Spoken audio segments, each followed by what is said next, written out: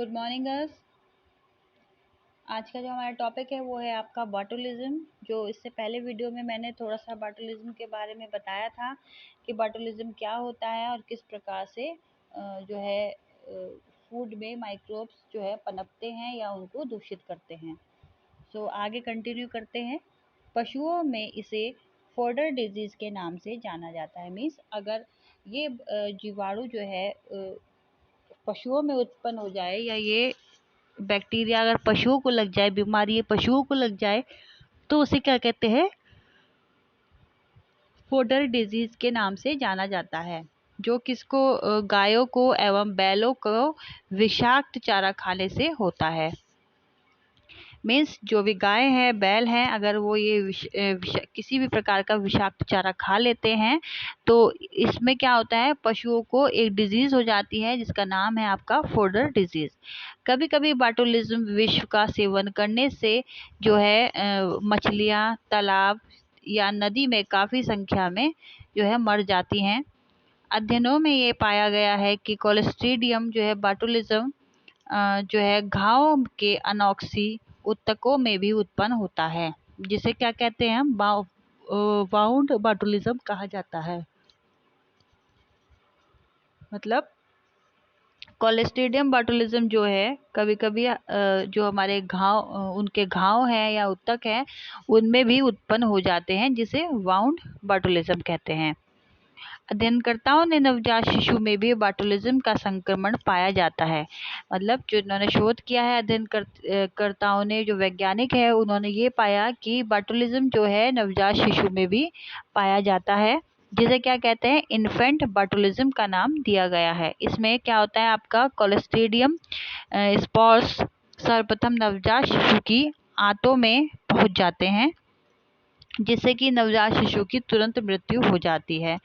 इस स्थिति को जो है क्रिप डेथ कहते हैं, क्योंकि ये बहुत ही सडनली होती है।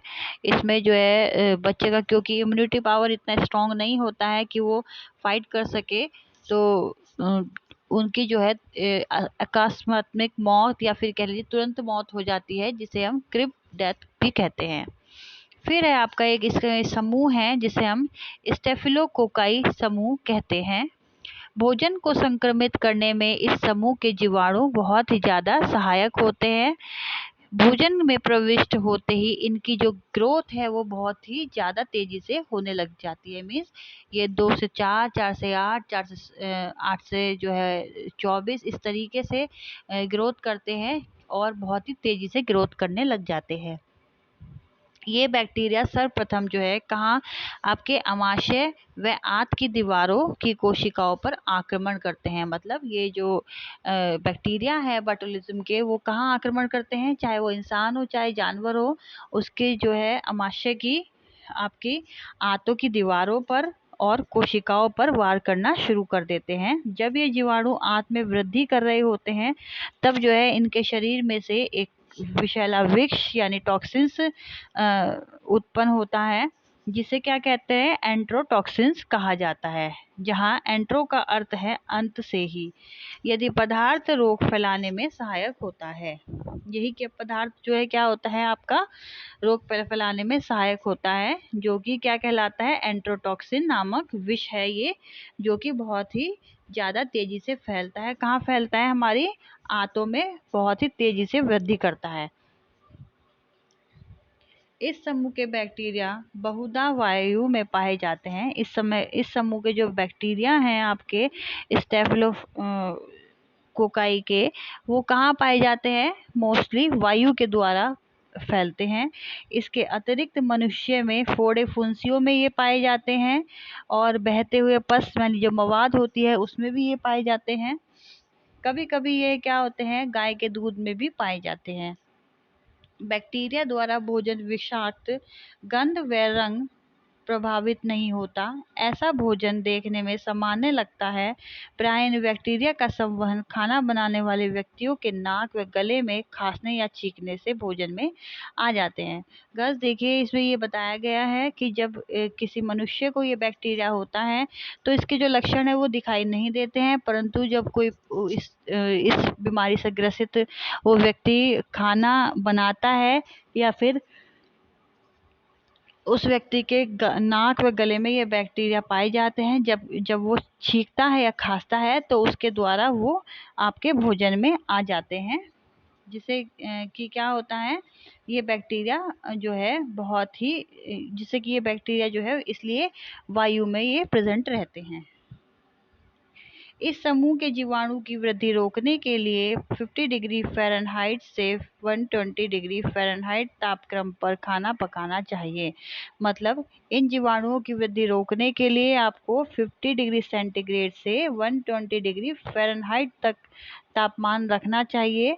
उच्च तापमान पर ये जीवाणु जो है आपके आसानी से नष्ट हो जाते हैं। मतलब अगर हाई टेम्परेचर रहेगा, हम हाई टेम्परेचर पे खाने को पकाएंगे तो ये जो जीवाणु हैं ये इजीली आपके नष्ट हो जाएंगे। इन जीवाणुओं का बचाव सही उपाय है कि भोजन को स्वच्छता का पूरा ध्यान रखा जाए। मतलब अगर इन जीवाणुओं से बचना है तो हमें इस बात का ध्यान रखना चाहिए जब हम खाना बना रहे हैं या फिर खाना रखा हुआ है कि हमें वहाँ पे हमें पूरी तरह साफ सफाई रखनी चाहिए। खाद्य पदार्थों को खुला या उघड़ा हुआ नहीं छोड़ना चाहिए, तुरंत उसको ढक देना चाहिए।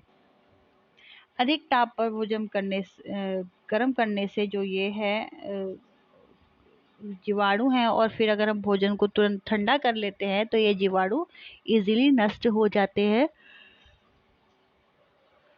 फिर जो है आप ये वो फूड जो है इजीली खाने के इस्तेमाल में ले सकते हैं।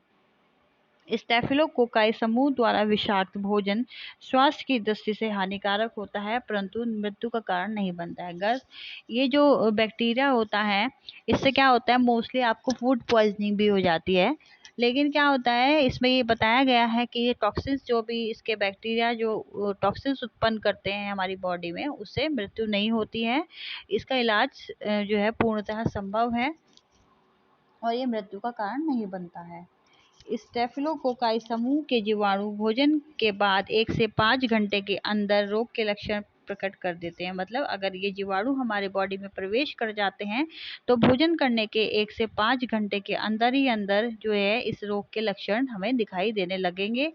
जो भोजन है विषाक्त के सेवन से जो है मतली, प्रवाहिका व वस्ती प्रदेश में पीड़ा का अनुभव होता है। मतलब आपके उसमें जी मिचलाने लगेगा, मतली आएगी, चक्कर जैसे आएंगे, और प्रवाहिका मतलब दस्त लगने शुरू हो जाएंगे। वस्ती प्रदेश में पीड़ा मतलब आपके जो मोशन का रास्ता है उसमें आपके जो है पीड़ा का अनुभव होगा, दर्द होने लगेगा। रोगी उपयुक्त इलाज न मिलने पर 2 दिन में ही जो है मिलने पर 2 दिन में स्वस्थ हो जाता है। यदि व्यक्ति को इस समय पे उपयुक्त जो है इलाज मिले तो व्यक्ति जो है 2 दिनों के अंदर ही स्वस्थ हो जाएगा। इन बैक्टीरिया के प्रभाव से बचने के लिए उत्तम उपाय यही है कि भोजन को पहले अधिक तापमान यानी 72 डिग्री सेंटीग्रेड से अधिक पकाकर फिर उसे ठंडा करके जैसे फ्रिज में संग्रहित करें। रोग की अवस्था में ड्रग्स, पेनिसिलिन तथा अन्य एंटीबायोटिक दी जानी चाहिए। मतलब अगर इस रोग से बचना है आपको तो आपको किसका उपयोग करना है, आपको अधिक तापमान का उपयोग करना है जो कि आपका 72 डिग्री सेंटीग्रेड से अधिक होना चाहिए। फिर जो है पकाकर उसे ठंडे स्थान पर हम रख सकते हैं जैसे फ्रिज। 1-2 दिन तक हम फिर उस भोज्य पदार्थ को अपने खाने में इस्तेमाल कर सकते हैं। इस रोग की अवस्था में अगर ये रोग हो जाता है तो आप पेनिसिलिन ड्रग्स दे सकते हैं। ड्रग्स से मतलब यहाँ दवाइयों से है, ड्रग्स दूसरा वाला नहीं है। ड्रग्स को जो नशे की चीज़ें होती हैं उसको भी हम ड्रग्स बोलते हैं, लेकिन यहाँ ड्रग्स से मतलब दवाइयों से है, जिसमें क्या है आपका पेनिसिलिन आ गई तथा अन्य एंटीबायोटिक जो है वो दी जानी चाहिए। तो बस ये थी आज की आपकी वीडियो। अगर इसमें कुछ नहीं समझ में आया है, आपको कुछ पॉइंट नहीं क्लियर हो पा रहे हैं तो आप मेरे से जूम मीटिंग में डिस्कस कर लीजिए। और बस वीडियो देखने के बाद लाइक करना ना भूलें। जो भी बच्चे देखते हैं प्लीज़ लाइक कर दीजिए करिए, लाइक करने में आपका कुछ नहीं जाता है। और अगर हो सके तो मोस्टली बच्चों पे मोबाइल है, मुझे पता है किस किस पे है, तो आप लोग अगर जूम क्लास अटेंड करेंगे तो अच्छा ही होगा आप लोगों के लिए। अगर कुछ डाउट है तो वो क्लियर हो जाएंगे। और गस प्लीज़ अपने नोट्स आप लोग कंटिन्यूसली बनाते रहिए जैसे जैसे हम वीडियो आपको भेज रहे हैं। सो गस अगर कुछ नहीं समझ में आया है तो जूम मीटिंग में आप इजीली मेरे से डिस्कस कर सकते हैं और मुझे बता सकते हैं कि मैम हमें ये समझ में नहीं आ रहा है। So girls take care, bye.